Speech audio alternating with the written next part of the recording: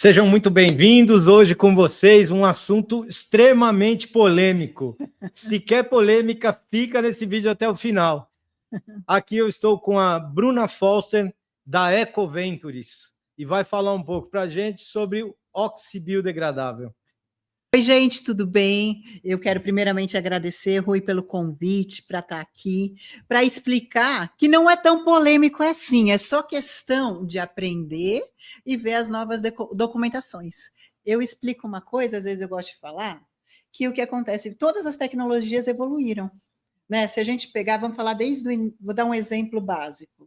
O Ecoflex da BASF, tem 20 anos, mas ele não é o mesmo do que quando começou e o que ele é hoje.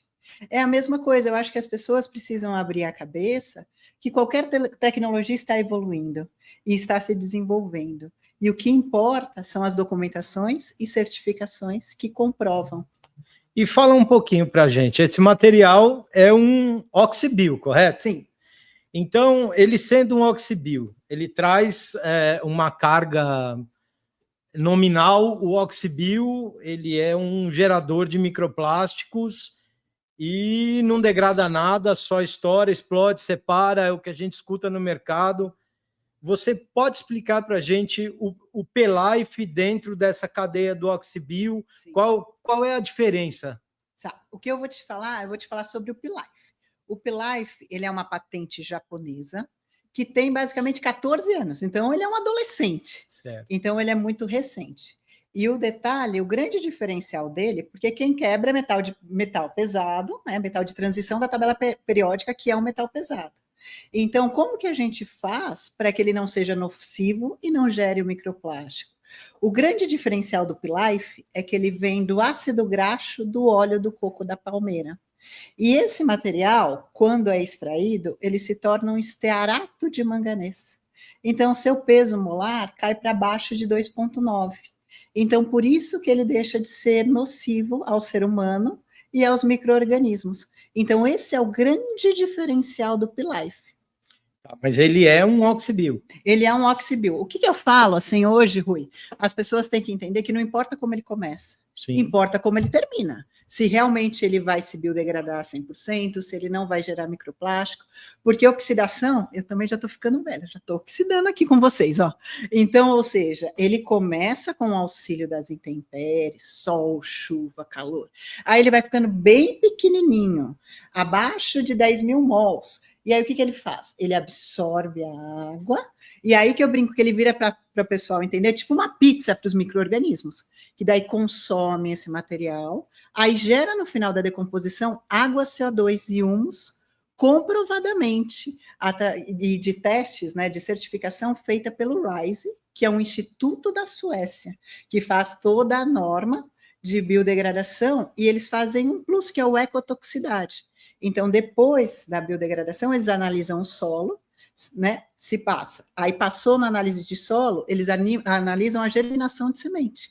Se crescer demais, acusa transgenicidade, de menos raquitismo e contaminação por metais pesados. E o P-Life já fez esse teste mais de 3 vezes e toda vez ele passou. Então você está me dizendo que ele não contém o metal pesado, que ele não é cancerígeno. Não. Assim é o que nós falamos. Sim. Sempre. Eu já falei muito. Normal, isso, tá? Eu entendo. Então, eu até te trouxe aqui porque eu queria conhecer mais, entender mais sobre o P-Life, que é um oxibio diferente do que já existe no mercado. Sim. Há muitos anos, que há muitos anos existe o oxibio. Sim, né? Há mais de 40 anos.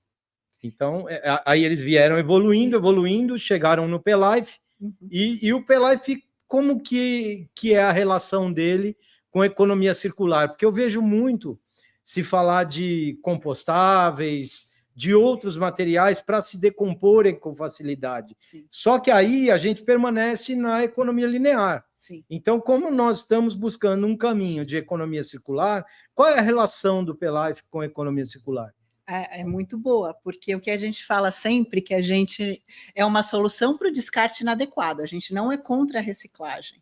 Tanto que a gente também tem estudos sobre reciclabilidade, no qual o pessoal pode reutilizar pode reutilizar scraps, porque o P-Life é muito volátil, ele é feito para uma única fonte de calor.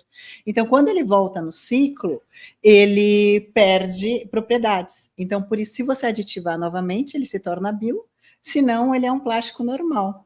E o que acontece também? Ele pode ser reciclado, caso ele for descartado inadequadamente, for descartado para reciclagem. E se ele for descartado inadequadamente, ele vai se decompor, gerando água, CO2 e humus. Por exemplo, ele foi para a cooperativa, ficou lá prensado 2 meses, 3 meses. Eu posso pegar esse material e voltar para a cadeia de reciclagem. Exato. A única coisa que a gente faz a análise de shelf life, para ter uma ideia aproximada de vida útil dos materiais.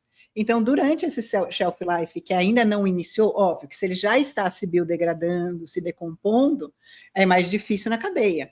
Mas, normalmente, os 2 primeiros anos, os 3 primeiros anos, dependendo, por exemplo, uma garrafinha PET, a estimativa, porque depende do local de descarte e as condições ambientais, mas tem uma média de 7 a 8 anos de vida útil. Então, ou seja, nesse período de descarte, quando ele volta, ele pode voltar para a reciclagem sem problema. Entendo. Então, e a questão das certificações que vocês possuem desse material? São certificações válidas no país? As certificações, elas vêm de onde? Quais são as certificadoras? O que eu falo, assim, as principais certificações, que é o que eu te falei, a principal é feita na Suécia, nesse Instituto RISE, que é a junção de vários labs da Suécia, que eles se tornaram um instituto, que faz análise de degradação, biodegradação e ecotoxicidade. E por causa dessa principal documentação, a gente consegue também o SASO 2879, que é uma documentação da Arábia Saudita, válido para vários países naquela região, e com isso também a gente tem o Green Council, né, uma documentação muito importante na Ásia. Por quê? Porque o P-Life, por ser japonês, começou a sua atuação principal na Ásia para crescer lá e se estruturar. Então, a gente tem muita documentação válida naquela região. Porém, ela está se desenvolvendo cada vez mais. Quando você trabalha com uma tecnologia japonesa, entre estudos, relatórios, certificados, eu tenho mais de 80. Imagina o Japão. E aí, voltando um pouquinho lá para a sua primeira pergunta, eu vou falar de um novo estudo que foi feito na Universidade de Kyoto. O que eles fizeram? Eles enterraram canudinhos em 20 locais do Japão para analisar os micro-organismos que consumiam esses canudinhos contaminados com P-Life. E aí, o que se descobriu? Se descobriram 5 cepas de bactérias, micro-organismos comuns, que biodegradaram canudo e ainda aumentaram o número de micro-organismos, ou seja, tornando aquele solo até um pouco mais fértil. Então, é um estudo revolucionário que vai ser publicado em breve. Mas aí, em relação a solo, a gente estava batendo um papo antes. Sim. E eu vou te fazer essa pergunta, pode que fazer. O solo do Japão é diferente do solo do Brasil. Sim. E aí? Então, com esse estudo, porque estudo de micro-organismos que consomem P-Life, o primeiro foi feito em 2011. Então, a gente já tem muito disso. E aí, o que eles descobriram? Que são bactérias e cepas comuns. Aí, para o pessoal, às vezes, que não é químico entender, é tipo o vírus da gripe, tem em qualquer lugar. Então, por isso que ele se tornou um estudo revolucionário, porque descobriram essas cepas que é comum a qualquer solo. E o P-Life, ele pode ser adicionado a qualquer polímero? Não, assim, a gente tem exceto PVC e tem alguns desenvolvimentos, porque a ABS também tem que ter uma estudada, ver espessura, como é. Então, assim, tem alguns que são mais complicados, que daí a gente não entra e não adiciona, mas, por exemplo, para as embalagens em geral, a gente normalmente utiliza de 1 a 3%, depende da espessura, depende do projeto, tá? Por quê? Porque depende da quantidade do pozinho de pim-pim-pim, vamos dizer assim, da patente, né, do princípio ativo, que vai biodegradar por total aquele plástico. Então, a gente sempre tem que pensar num shelf life e quantidade de princípio ativo para a gente biodegradar o material que a gente está desenvolvendo. Um estudo, por exemplo, numa garrafa PET. Sim. Qual é o tempo que demora a degradação total? A degradação total, aí vai muito... Por que eu comentei do meio ambiente? O teste do RISE, que é o principal que é feito na Suécia, ele é em solo a 23 graus Celsius, tá? Porque ele é um óxido, ele começa com a oxidação e depois biodegrada. Mas a gente tem estudos em diversos ambientes. Então, o que a gente já descobriu? Que dependendo do ambiente que ele for descartado, ele demora mais, podendo até dobrar. Por exemplo, a gente já sabe que em condições de aterro, às vezes ele dobra por causa que não tem incidência direta de luz. Oxigenação, não tem luz. Então, ou seja, mais a média, a vida útil, por exemplo, de uma garrafinha é uma média de uns 7 anos, degradação para iniciar a biodegradação, uma média de 14. E aí, em estudos, a ideia é que daí ele chegue a uns 20 e poucos anos, por exemplo, uma garrafinha PET. Você já explicou assim em momentos, mas eu vou te perguntar qual é o caminho da degradação? Como que ela começa? Onde ela começa e quais são os agentes necessários para essa degradação? Como que é o passo a passo dessa degradação? O que é que faz degradar? Para o P-Life, ele é uma formulação muito revolucionária, então a gente consegue ter essa ideia de shelf life. O que faz, assim, é normalmente contato com sol, calor, chuva e umidade. Se você junta os 4, por exemplo, ele vai ser mais rápido. Por exemplo, como eu falei a ideia dos 7 anos, mas se você deixar, sei lá, no teto, algo que tenha muita incidência de luz e intempéries, vai ser mais rápido. Mas, normalmente, é isso que é o primeiro passo. Aí ele vai, o primeiro sinal, normalmente, é amarelamento, como um plástico normal. E aí ele vai ficando quebradiço, vai diminuindo de tamanho, e quando ele cai abaixo de 5.000 mols, normalmente, que a gente já tem estudos que comprovam que o P-Life realmente consegue, ele vai ficar pequenininho, aí acontece a hidrólise, ele absorve a água, e aí que ele tá a pizza para biodegradação. Aí os bichinhos consomem, e aí gera água, CO2 e humus. Então vamos falar que esse material está se decompondo, tá? Ele virou um microplástico. Ele é um microplástico, sim. Ele virou um microplástico. Caiu na vala, parou no rio. Ele continua a sua degradação? Continua. A gente tem estudos feitos até 50 metros de profundidade. E até aí é uma coisa que... A gente tem estudo com água marinha desde 2018, Rui. Mas o seu Isao, que é o dono, Isao Toyama, é o dono da patente, né? E o inventor do P-Life, né? Ele falava para mim que estava incompleto. E eu falava, mas eu não posso falar, porque muita gente nos pergunta. Ele falava, não, que esse estudo, por mais que é em condições de lab, ele fez um estudo em 3 mares, me perdoa se eu estiver errado, tá? Mas é 1,5 metro, 15 ou 20, eu não tenho certeza agora, e 50 metros de profundidade, com o material de PP. E o que é legal até desse estudo, que, por exemplo, onde teve mais incidência de luz, como foi a diferença da decomposição e o tempo. Então, é um estudo de mais de 40 páginas. E se eu adicionar o P-Life numa garrafa PET, numa embalagem PET, ele muda a sua tonalidade de cor? Perde alguma coisa? Nada, nada. Tanto que a gente teve um case de sucesso que durou uns 4 anos, que tinha uma água que se chamava água solo, que ela tem um pH de 10,32. Ela exportava para Dubai em vidro. E como a gente tinha documentação ali da Ásia, eles entraram em contato para começar a mandar água na garrafinha PET com P-Life.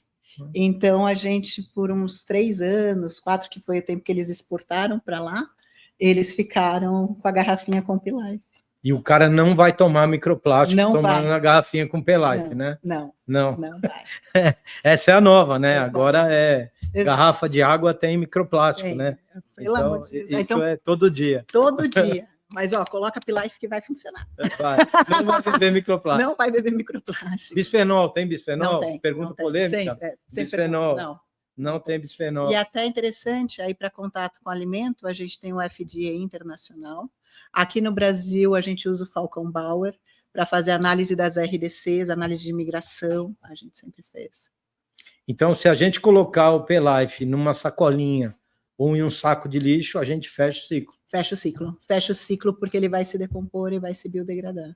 Então, na verdade, ele é para o desavisado, ou sim, sendo um pouco mais... É para o porco que joga na rua. Abafa o caso. Muito bacana. Essas dúvidas, na verdade, elas são muito comuns, sim, né? são dúvidas do dia a dia, você deve responder isso todos os dias. Sim. Então, imagine que nós coloquemos o P-Life nesses materiais que normalmente vão para aterro sanitário. Eu não sei a relação dele com materiais multicamadas, por exemplo, sim, o PET multicamadas.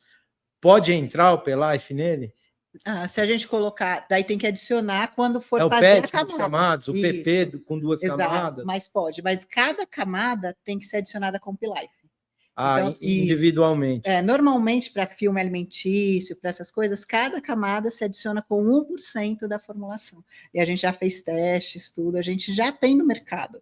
Tem clientes usando, a gente tem linha pet food, tem linha de vários alimentos já no mercado, utilizando P-Life. Porque o PVC também, praticamente hoje, ele está mais na área de farmacêutico, né? Ele está mais no farma. Uhum. No dia a dia, na embalagem de alimento, você já não tem PVC, teve uma onda de transição. Sim, muito. Há anos atrás. O PET foi um material que evoluiu absurdamente, sim, né? Exato. Hoje o quilo da garrafa prensada é R$ 6,50, R$ 6, coisa que se pagava R$1 há tempos atrás.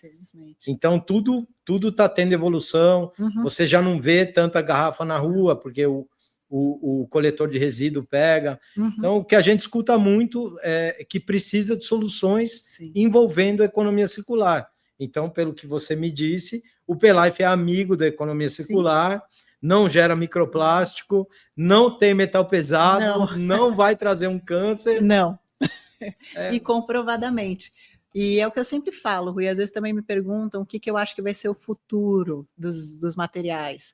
Eu acho que vão parar um pouco de olhar nas caixinhas de como começam e vão se preocupar um pouco como termina, qualquer tecnologia, porque eu acho que tem espaço para todo mundo e acho que no futuro vai ser, a gente vai falar, eu tenho teste para o ambiente aquático, tenho teste de solo, e o cliente, né, consumidor final, né, vai ver, onde eu vou pôr essa garrafinha?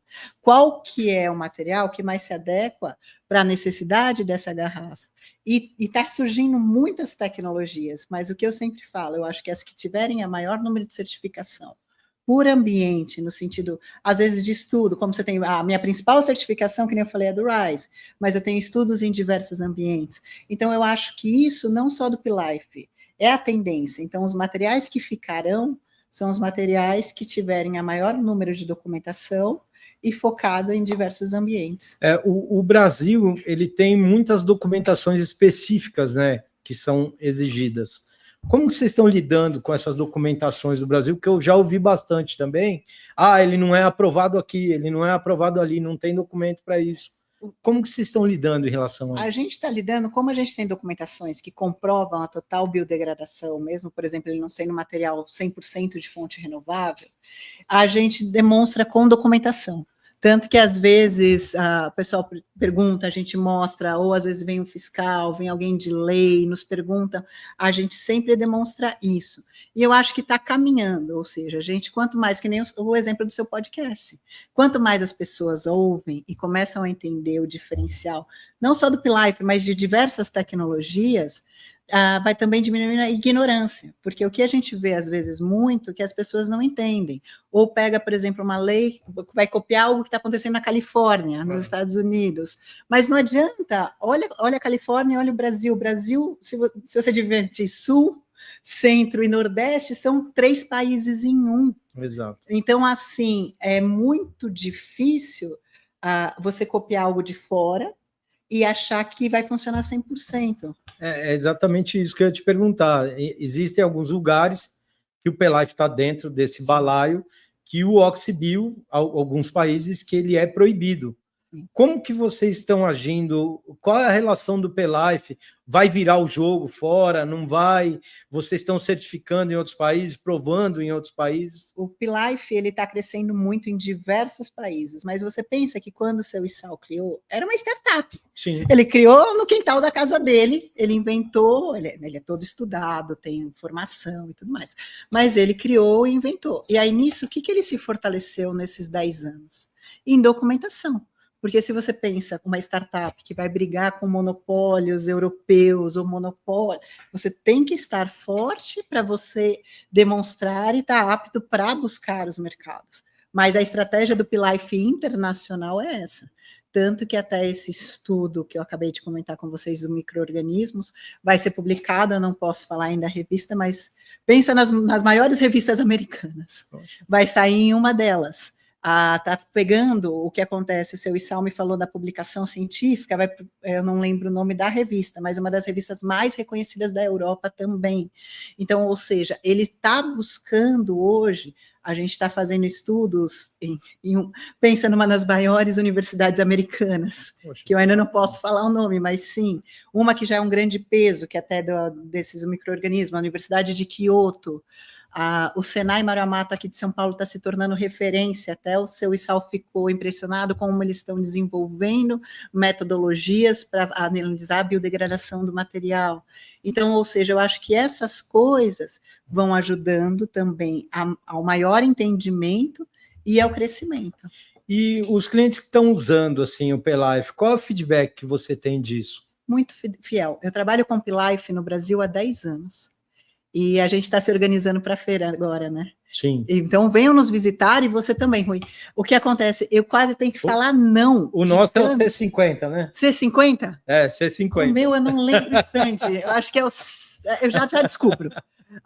Mas o que é legal? O nosso stand está sustentável, a gente está, tudo vai ser reutilizado ou reciclado, a gente está com uma ação muito legal de sustentabilidade, pensando em pessoas, vocês vão ver que isso eu não posso dar spoiler, e ao mesmo tempo a gente tem tanto parceiro que eu tenho que fazer muita vitrine e eu não consigo, e toda hora me liga alguém, Bruninha, vamos fazer um brinde? Bruninha, assim, a quantidade de brinde e um carinho muito grande. Então, Rui, o que eu posso te falar? Os clientes, eles se tornam fiéis. E eles são os maiores defensores. Se você perguntar, quem defende o P-Life? São os nossos clientes, são os nossos parceiros. Por quê? Porque a gente tem um customer service, a gente tem um relacionamento muito bom. E, ao mesmo tempo, trabalhar com P-Life, a cada ano, a cada mês, eu tenho uma documentação, a cada 3 meses eu recebo alguma coisa, um estudo ou algum parecer maior. Então, ou seja, e eles recebem, porque eu sempre mando documentação para eles. Então, isso dá muita segurança e dá esse crescimento. Esse material para a indústria de cosméticos em específico, que eles trabalham com muitas cores, né? Sim. E não gera material, por exemplo, um cara faz rosa, um cara faz azul, o outro cara faz verde. Aí, quando vai reciclar aquilo, vira preto. Sim. Eles não conseguem voltar com a mesma tonalidade de cor para a mesma aplicação. Então, eu vejo que a economia circular, Sim. com as indústrias de cosmético, ela é muito complexa, Sim. né? Porque a gente não tem consumo para tanto preto também. Não. E eu acho que o P-Life, nesse sentido, cabe muito bem para esse tipo de indústria, né? A gente está com várias marcas de cosmético que já utilizam há muitos anos também. Então, assim, a gente tem linhas com Jequiti, a gente teve linha com a Scala, tem linha com a Mandy, a gente tem a Lola Cosméticos. Então, assim, tem uma galera que acredita e conhece o nosso material nesse segmento também. Então, isso é muito legal, porque o que acontece? Também é difícil ler certificação, né? Documentação. Então, a gente sempre tenta explicar, fazer entender, demonstrar o que eles têm que ver, porque a Eco também tem uma coisa que faz parte do nosso propósito. A gente não está aqui só para vender P-Life, a gente está aqui para educar. Então, não importa, às vezes o pessoal liga ETEC, a gente ajuda a fazer trabalho de escola, mas falando de diversas tecnologias, de diversos tipos de documentação. Por quê? Para as pessoas entenderem. Ou, às vezes, o nosso cliente vem e fala, ô, Bruna, o que você vai falar de X competidor, concorrente? Eu falo, eu não falo do filho dos outros, eu falo só do meu, mas eu posso te explicar se você tiver dúvida em alguma norma internacional que você não está entendendo de como ler documentação. Então, a gente tem um lado de estudo, de ensinamento, que também gera um vínculo muito grande, porque depois eles vão ver e falar, poxa, peraí, eles estão íntegros, eles estão até nos ajudando a entender de norma, então isso também faz parte do nosso papel. Então, a relação de vocês, da Ecoventure com a educação também é bem próxima. Bem próxima, é.